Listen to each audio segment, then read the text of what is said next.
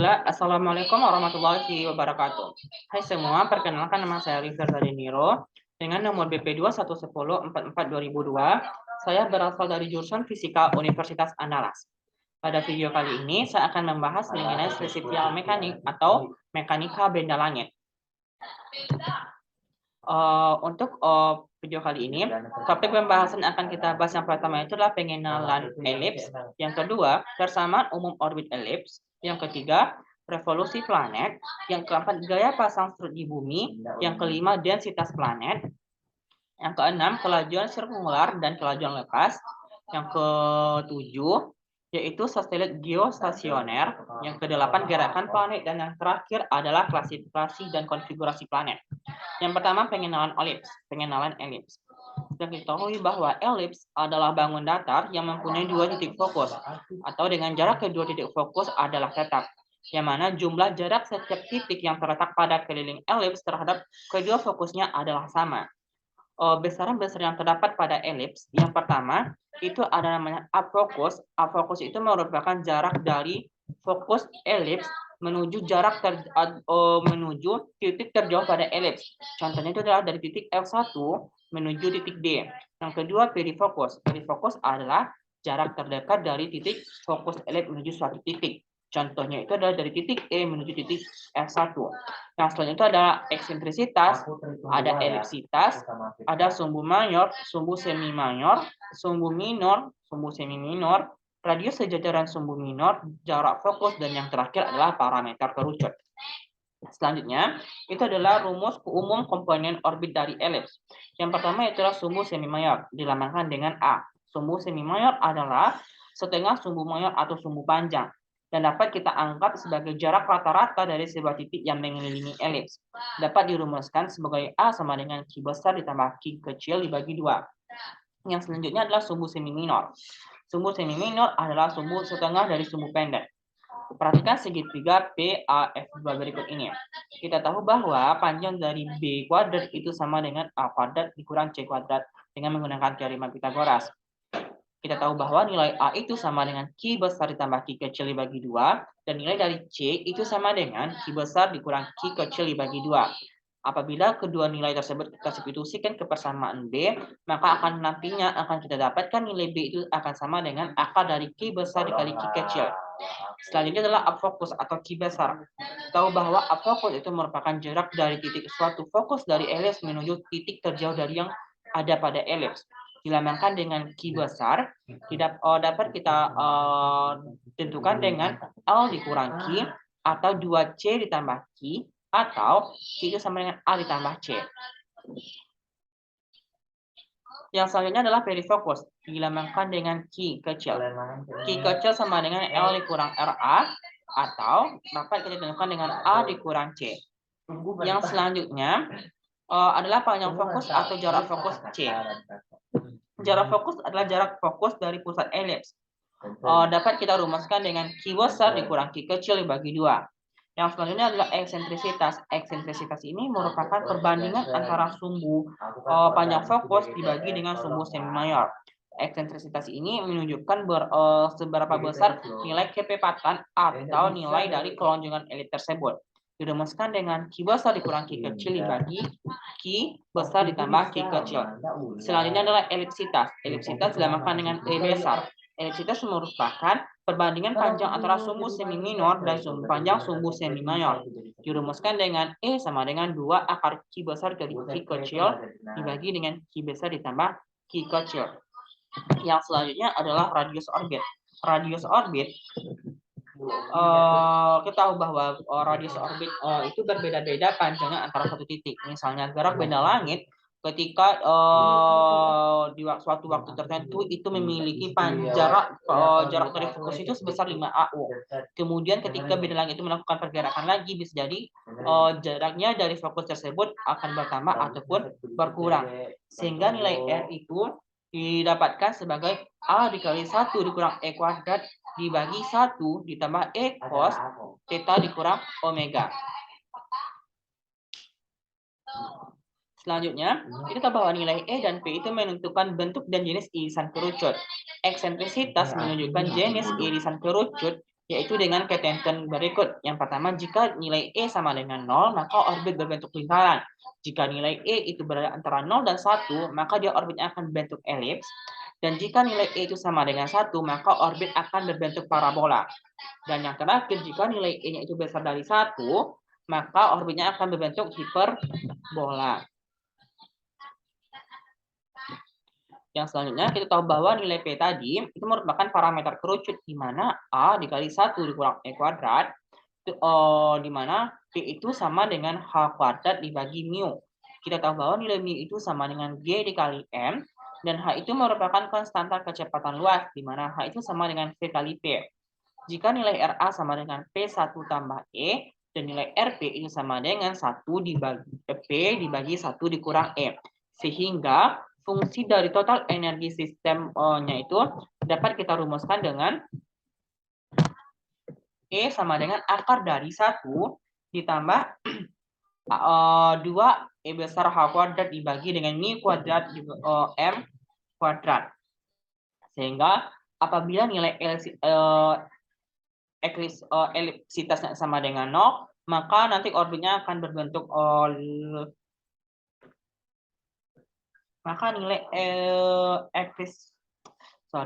jika nilai E besar itu sama dengan 0, maka orbitnya itu akan berbentuk parabola, dan jika nilai E besarnya kecil dari 0, maka nanti orbitnya akan berbentuk elips, dan jika E besarnya besar dari 0, maka orbitnya akan berbentuk hiperbola. Selanjutnya, hubungan antara sudut orbit theta atau OV dapat dirumuskan dengan setengah R kuadrat d theta sama dengan setengah C dt.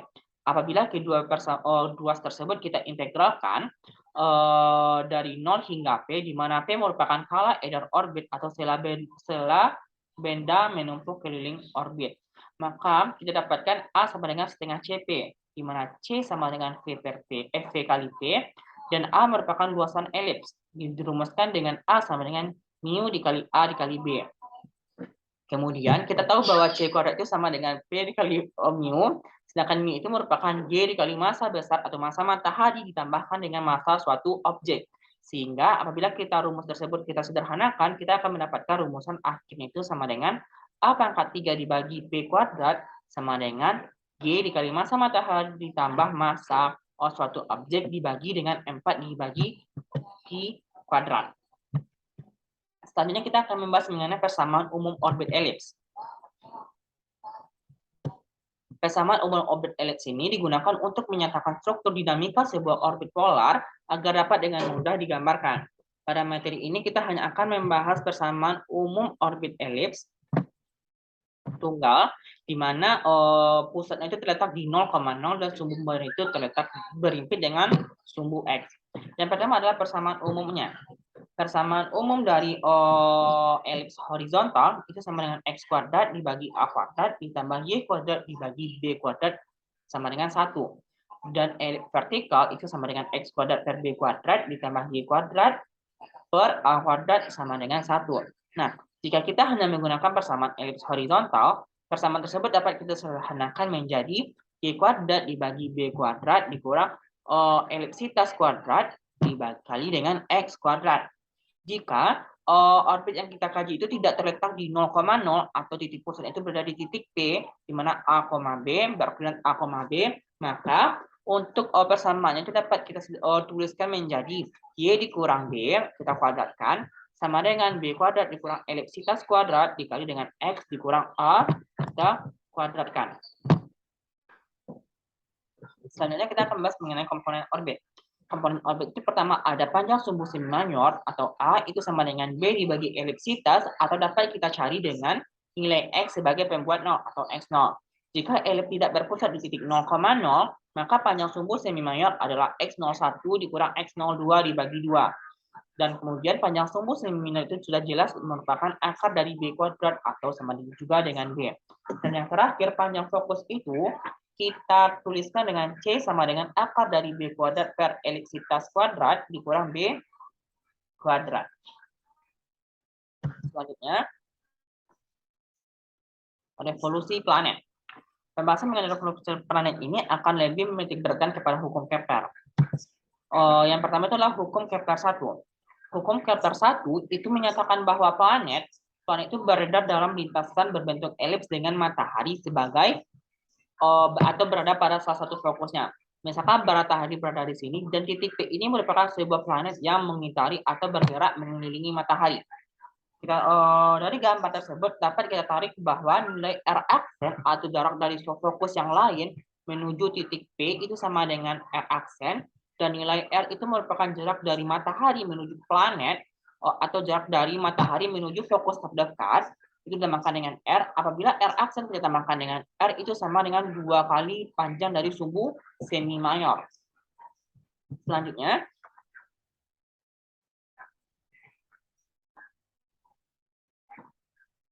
nah, jika kita mengetahui eksentrisitasnya, maka apelium itu akan sama dengan A ditambah C, sehingga apelium itu akan sama juga dengan A dikali 1 ditambah eksentrisitas atau E, dan perihelium atau jarak terdekat dari itu akan sama dengan A ditambah C atau dari A dikali 1 dikurang E. Selanjutnya kita tahu bahwa dari definisi elips tersebut dapat kita dapatkan rumusan atau persamaan berikut. Jika kita gunakan rumusan kosinus pada segitiga, maka nilai dari FP, F aksen akan kita peroleh R aksen kuadrat itu akan sama dengan R kuadrat ditambah 2 dikali A dikali E dikuadratkan dikurang 4 dikali A dikali E dikali R dikali cos dari 180 dikurangkan dengan V atau θ-nya. Selanjutnya, apabila persamaan tersebut kita sederhanakan, maka nanti persamaan akhirnya akan kita dapatkan dalam bentuk persamaan R, di mana R akan sama dengan A dikali 1 dikurang E kuadrat dibagi 1 ditambah E cos V atau cos theta. Dan itu adalah mengenai hukum 2 Kepler. Perhatikan gambar berikut. Hukum Kepler 2 ini menyatakan bahwa benda yang selanjutnya adalah hukum 2 Kepler. Hukum 2 Kepler, silakan perhatikan gambar berikut. Gambar berikut tersebut melukiskan hukum 2 Kepler. Hukum 2 Kepler ini juga dapat juga diartikan bahwa benda yang mengorbit akan bergerak lebih cepat pada saat posisinya lebih dekat dengan pusat orbit. Sebenarnya hukum luas ini identik dengan hukum kekekalan momentum sudut, di mana L itu sama dengan M dikali V dikali R. Jika kita anggap delta A adalah luas yang disapu oleh garis penghubung pusat orbit dengan benda yang mengorbit selama selang waktu delta T. Secara pendekatan luas, ini adalah sama dengan luas segitiga dengan alas R dikali T dengan jari-jari kita kalikan dengan biasanya besarnya perubahan sudut antara titik pertama ke titik kedua. Dengan membagi dengan luasan delta T, maka kita akan dapatkan persamaan delta A per delta T itu akan sama dengan setengah dikali dari delta R theta dikali dengan R dibagi delta theta. Jika kita ambilkan limitnya menuju dengan 0, maka nilai darinya itu akan berubah menjadi setengah dari R kuadrat dikali omega. Kita tahu bahwa rumus momentum sudut itu merupakan L kali M dikali V dikali R, atau M sama dengan omega kuadrat dikali R. Maka akan kita peroleh delta A per delta ET itu akan sama dengan L per 2M, atau momentum sudut dibagi 2 dikali M, atau 2 dikali massa benda yang kita perhitungkan. Selanjutnya, hukum 2 Kepler juga merumuskan bahwa R kuadrat itu kan sama dengan H, di mana H itu merupakan A dibagi T. Dengan H adalah konstanta kecepatan luas, nilai H itu untuk sistem orbit itu akan sama. Selanjutnya, di mana H itu akan sama dengan A per T. Kecepatan saat di perihelium dan aphelium atau Vp kita dapatkan sebagai berikut. Apabila Vp kita bandingkan dengan Va, akan kita dapatkan persamaan 1 ditambah eksentrisitas dibagi 1 dikurang eksentrisitas. Untuk persamaan energinya juga kita nyatakan sebagai EK ditambah EP sama dengan C, dan setengah V kuadrat dikurang mu per R sama dengan C. Sehingga pada perihelium itu didapatkan setengah Vp kuadrat dikurang mu per A dikali 1 dikurang E itu sama dengan C. Dan pada aphelium itu sama dengan rumusannya sama, cuma kita mengganti nilai Vp sama dengan Va. Selanjutnya, dengan demikian kecepatan sirkular atau suatu massa dengan jarak R pada orbit elips dapat kita rumuskan sebagai VR kuadrat sama dengan mu dikali 2 per R dikurang 1 per A. Dan bila persamaan tersebut kita kalikan dengan setengah M, maka kembali didapatkan persamaan energi.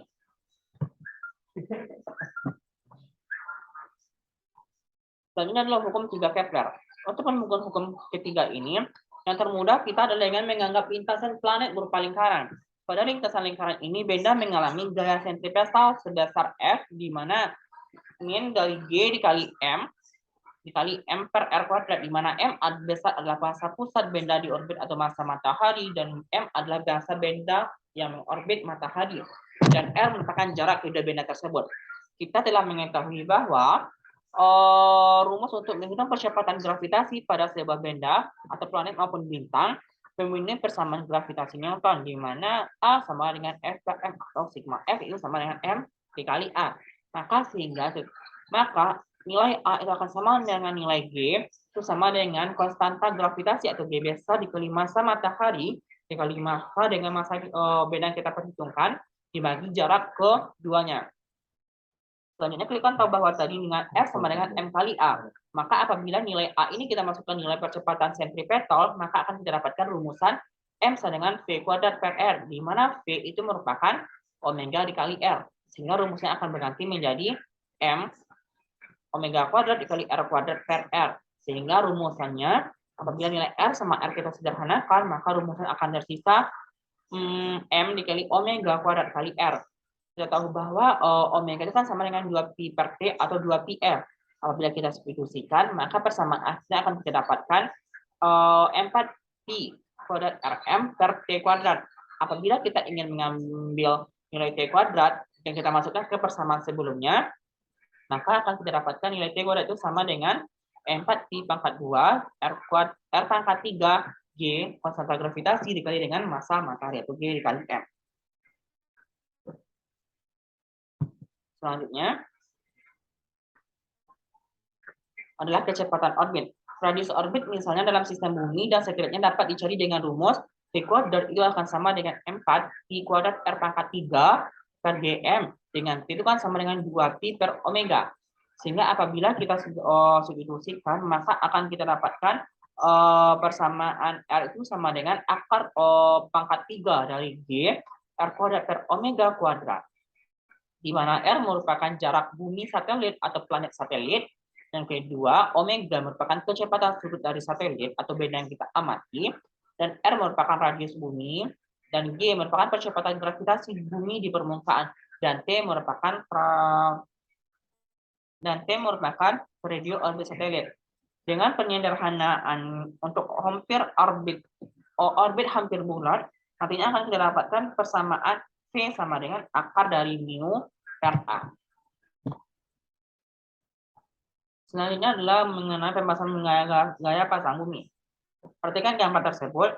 Dalam sistem terdapat dua gaya yang bekerja, itu gaya sentrifugal atau SSF dan gaya gravitasi atau FG. Bulan bergerak mengelilingi bumi dengan jarak R, dan dapat dianggap bumi secara semu bergerak mengelilingi bulan. Maka gaya pasang yang didapatkan oleh suatu tempat di permukaan bumi, misalnya di titik X berarti di sini, titik X adalah selisih dari gaya sentrifugal atau gaya sentrifugal FSF itu dikurang dengan nilai dari gaya gravitasinya atau FG. Karena pusat massa dianggap adalah PB atau pusat massa kita sekarang berada di bulan, gaya sentrifugal yang bekerja pada X itu dapat dirumuskan dengan Fs sama dengan M kali A. Nah, sedangkan gaya gravitasi bulan yang sampai pada titik X, berarti gaya gravitasi dari bulan yang akan dirasakan oleh titik X itu akan sama dengan Fg sama dengan G dikali massa bulan dikali massa bumi dibagi dari R dikurang RB. Berarti jarak R ini merupakan jarak bumi ke bulan, ini merupakan jarak dari pusat bulan ke pusat bumi, bukan jarak dari permukaan bulan ke permukaan bumi, dikurang dengan jari-jari bumi, kemudian kita kadarkan. Selanjutnya untuk besar gaya pasang atau FP itu merupakan gaya gravitasi yang dirasakan, kita kurangkan dengan gaya sentrifugalnya, sehingga apabila kita sederhanakan akan kita dapatkan F sama dengan 2 dikali G dikali M besar M kecil dikali RB per R pangkat 3. Oke, pembahasan selanjutnya yang akan kita bahas mengenai densitas planet. Densitas planet atau rapat massa atau massa jenis dari suatu planet itu dapat kita nyatakan dengan mu sama dengan 4pi kuadrat R pangkat 3 per P kuadrat. Dan apabila kita sederhanakan, itu sama dengan G kali G dikali M sama dengan 4pi kuadrat dikali R ditambah H pangkat 3 dibagi T kuadrat. Massa planet M itu berkaitan dengan massa jenis ρ dan volume planet, di mana V sama dengan 4/3 dibagi PR pangkat 3. Sehingga M itu akan sama dengan ρ kali V, di mana ρ itu kan merupakan 4/3 dikali PR pangkat 3. Sehingga G dikali ρ dikali 4/3 PR pangkat 3 akan sama dengan 4pi kuadrat dikali R tambah H kita pangkatkan 3. Kemudian kita bagi dengan P kuadrat. Apabila kita ingin mencari nilai ρ, apabila persamaan tersebut kita sederhanakan, maka akan kita dapatkan nilai 4pi kuadrat dikali R tambah H pangkat 3 dikali 3 dibagi dengan GT kuadrat 4pi R pangkat 3. Kemudian apabila persamaan kita sederhanakan lagi dengan, maka nilai densitas planet itu dapat dirumuskan dengan G ρ, G dikali Pi dibagi G, G ini merupakan konstanta dari gravitasi dan T merupakan orbit planet dikali 1 ditambah H pangkat per R pangkat 3. Selanjutnya adalah kelajuan sirkular dan kelajuan lepas. Kelajuan sirkular atau dilambangkan dengan VC itu merupakan kelajuan yang dimiliki benda yang sedang mengorbit. Rumusnya itu VC sama dengan GM per R atau sama dengan G akar R. Selanjutnya untuk benda-benda di bumi berarti G kali R. G merupakan nilai gravitasi di bumi, nilai percepatan gravitasi, dan nilai R itu merupakan jari-jari bumi 6,4 kali 10 pangkat 6 meter. Sehingga kecepatan kelajuan sirkular dirasakan benda-benda di bumi itu akan sama dengan 8 kali 10 pangkat 3 meter per sekon. Selanjutnya adalah kelajuan lepas. Kelajuan lepas adalah kelajuan minimum yang dibutuhkan dari suatu benda untuk melepaskan diri dari pengaruh gravitasi benda lain, misalnya bumi, yang memenuhi persamaan nilai energi kinetik itu harus sama dengan nilai energi gravitasi minimal ya.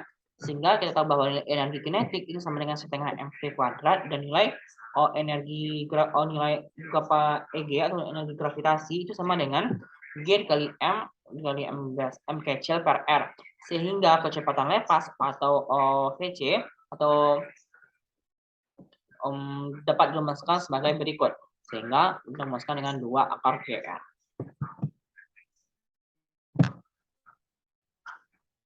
Pembahasan selanjutnya adalah mengenai satelit geostasioner.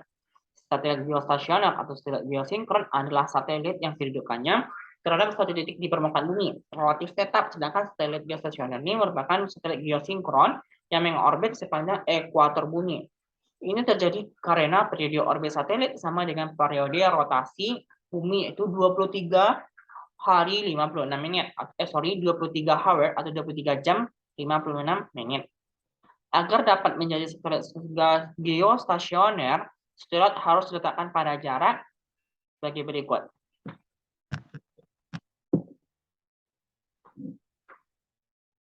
Oke, selanjutnya kita akan bahas mengenai gerakan planet. Gerakan planet itu dibedakan menjadi, yang pertama ada namakan dengan rotasi. Rotasi itu merupakan gerakan dari planet itu berputar pada torusnya. Selanjutnya kita ada revolusi. Revolusi merupakan gerakan benda langit mengelilingi massa yang lebih besar yang mempengaruhinya, misalnya gerakan dari bumi mengelilingi matahari. Yang ketiga, presisi. Presisi merupakan peristiwa perubahan kedudukan sumbu suatu planet. Sumbu rotasi bumi bergerak mengelilingi kutub ekliptika dengan inklinasi itu sebesar 23,5 derajat. Peristiwa ini terjadi akibat pengaruh gravitasi matahari pada bumi yang tidak terbentuk sehingga sferis. Sehingga bumi melakukan presisi agar prosesnya tidak tergelincir dan jatuh. Selanjutnya, itu ada gerakan notasi dan gerakan regresi atau proses orbit. Berikut ini ditampilkan data-data dari dari planet itu contohnya matahari, kapan kala rotasinya, kapan berapa masanya, berapa intensitasnya. Selanjutnya kita akan membahas mengenai klasifikasi dan konfigurasi planet. Klasifikasi planet itu dibedakan menjadi 3. Yang pertama itu menunjukkan kedudukannya terhadap bumi, itu ada planet inferior, dan kedua ada planet superior. Yang kedua itu menunjukkan kedudukannya terhadap sabuk asteroid, itu ada planet inner planet atau planet dalam, dan kedua itu ada planet luar atau outer planet. Dan yang terakhir itu menunjukkan komposisi dasarnya, yaitu planet Jovian dan planet kebumian atau celestial. Nah, sedangkan konfigurasi planet merupakan posisi atau fase planet dilihat dari bumi terhadap matahari. Fase planet diukur berdasarkan elongasi, yaitu sudut yang dibentuk antara garis bumi planet dengan garis hubung bumi matahari. Sudut elongasi dapat diukur sebesar dari 0 sampai 360 derajat dari garis hubung bumi matahari. Namun lebih sering diukur dari 0 sampai 180 derajat disertai arahnya, barat atau timur. Posisi planet saat membentuk sudut 180 derajat disebut oposisi, yakni posisi planet berseberangan dengan letak matahari. Sedangkan posisi planet saat membentuk sudut 0 derajat disebut sebagai konjungasi. Planet dalam tentunya tidak dapat beroposisi, namun dapat berkonjungasi pada dua posisi, yaitu saat berada di belakang matahari disebut konjungasi atas, maupun saat berada di antara bumi dan matahari disebut konjungasi bawah.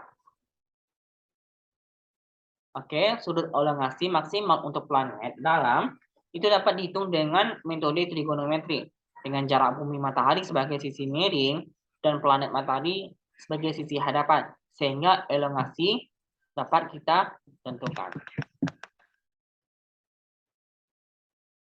Oke, sekian presentasi yang dapat saya sampaikan. Apabila ada kesalahan, saya mohon maaf. Jika ada bertanya, silakan diketikkan di kolom chat. Sekian dari saya. Assalamualaikum warahmatullahi wabarakatuh.